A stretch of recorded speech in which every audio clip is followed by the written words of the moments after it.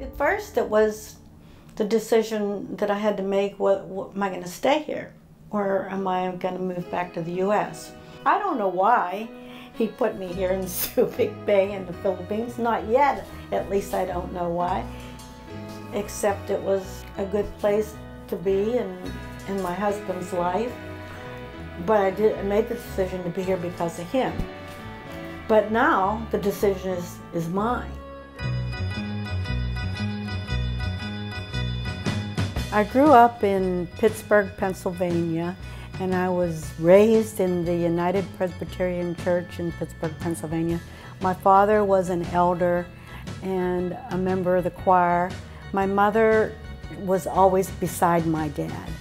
And growing up, I went to Sunday school, went to youth group, went to church camp, and church was a pretty big part of my life. And in 1968, I went to a Billy Graham concert, and the crusade was so powerful. And I walked down the aisle with thousands of other people and turned my life over to the Lord. And then in 1982, I went to visit a friend of mine who had recently moved to Houston, Texas.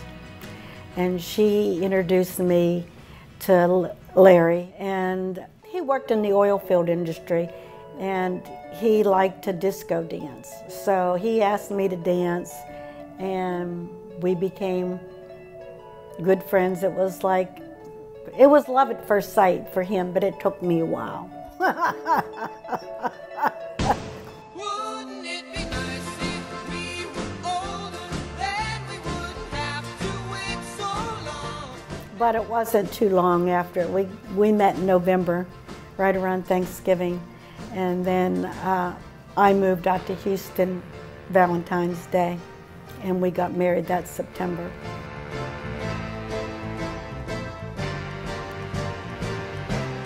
When I met my husband and we were looking for a church to go to, we ended up at Second Baptist Church, and we heard Reverend Edward Young give the call.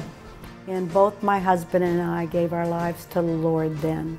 And it dramatically changed our life. I think because they had good follow-up at that time, and we were in a small cell group. We just grew with the Lord during that time. My husband changed his whole life. He went back to school and got his master's in pastoral counseling, and then we moved to San Diego and he got his doctorate. So our whole life changed then. The main thing I can say is because we belong to this small cell group, I liked that idea at the time. The idea of it, though, was to bring other people to the Lord. And that just didn't happen. It didn't work out. And I've read since then that just doesn't work. That one-on-one discipleship works much better, according to Edmund Chan. And I definitely believe he's right. Living in Ecuador, I love living in Ecuador. But it's just like, it's kind of like living here where it's mostly Catholic. And so for us, we really look for a church there. But we couldn't find one. The church there that we would have attended, there was too much fighting going on in the church, and we didn't want to be a part of it. You know, like my husband said, he said to them, "Where's the love? Where's the love?" Where is the love?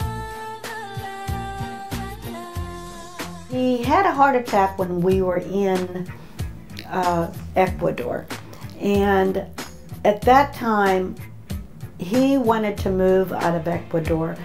Dr. Dizon said it would be better for his health if we lived somewhere near sea level.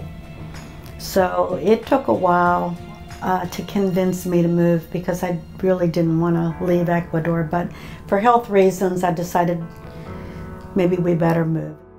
We never really knew what God's love was about and discipleship until we met Ian and Mara.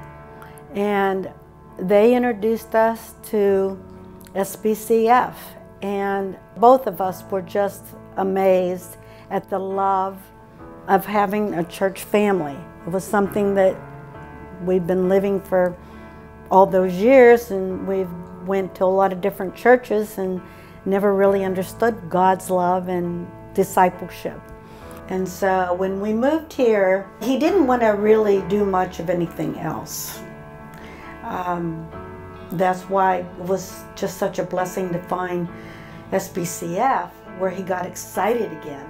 So when we met Ian and Mara, he got really excited about SBCF and the music and the love of the people, the discipleship. And he asked for a Bible, a new Bible, which he really hadn't done anything like that. And every Sunday, even though he had late stage of Alzheimer's, he kept asking, is it Sunday yet? Is it church day? Do we go to church yet?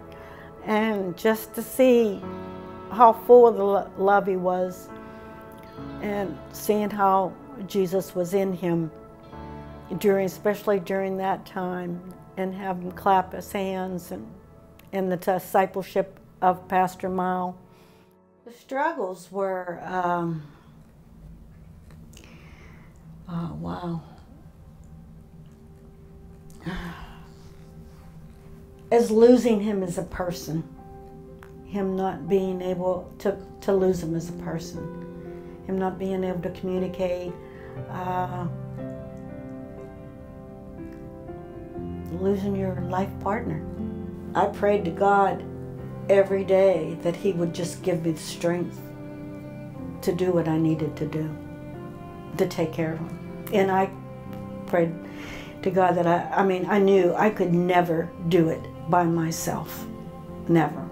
And Pastor Mile was down here every week, and the choir came and sang, and that was right a couple weeks before he died. But he was aware enough to know what was going on. You know, to be able to die and have Alzheimer's and heart problems and other problems that he had, and to die with people that were loving all around him, and for him to know that and feel that, I don't think you can replace that.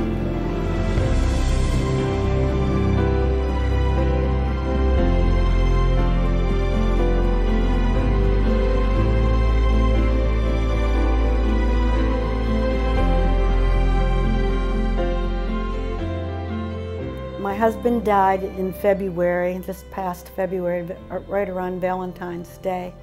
And everybody thought that I was going to move back to the U.S., but I didn't know what I was going to do. But this is where God wants me. I don't know why he put me here in Subic Bay in the Philippines. Not yet, at least I don't know why, except it was a good place to be in my husband's life.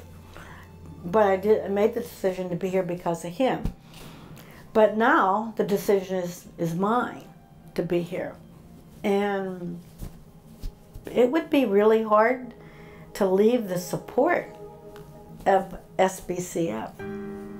Even though I'm strong enough now that I can do it, but I don't want to.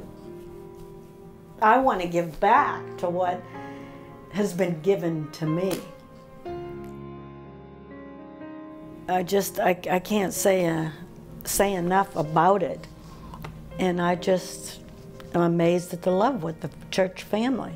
And I think that just knowing that that's the most important thing, that other person is, and that each are for each one of you or for each other, and that both of you are for God. And I think that was one of the things that Larry and I always did. God was always number one, and we were each for each other. My name is Linda, and this is my testimony.